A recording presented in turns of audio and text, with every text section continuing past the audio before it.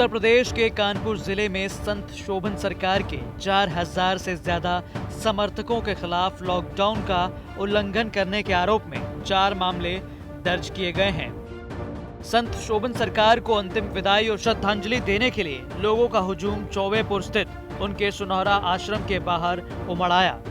बता दें कि संत शोभन सरकार का बुधवार को ही निधन हो गया था।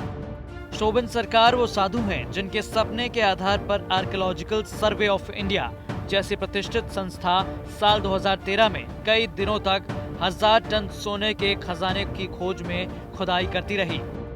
बता दें कि अक्टूबर 2013 में शोभन सरकार ने दावा किया था कि यूपी के उन्नाव में राजा राव राम बख्श सिंह के किले में 1000 टन सोने का खजाना दबा हुआ है।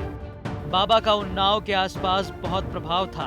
वहीं किले के पास शोभन सरकार का आश्रम भी था। इसके बाद साधु शोभन सरकार ने सरकार से सोना निकलवाने की बात कही। उसके बाद सरकार ने उनके सपने को सच मानते हुए खजाने को खोजने के लिए खुदाई भी शुरू करवा दी। हालांकि कई दिनों तक चली खुदाई के बाद भी खजाना नहीं मिला। एक साधु के सपने के आधार पर खजाने की खोज पर उस समय केंद्र और प्रदेश सरकार की खूब किरकिरी हुई थी। तत्कालीन विश्व हिंदू परिषद के नेता अशोक सिंघल ने कहा था कि सिर्फ एक साधु के सपने के आधार पर खुदाई करना सही नहीं है। वहीं खजाने की खुदाई के दौरान कई दावेदार भी सामने आ गए थे।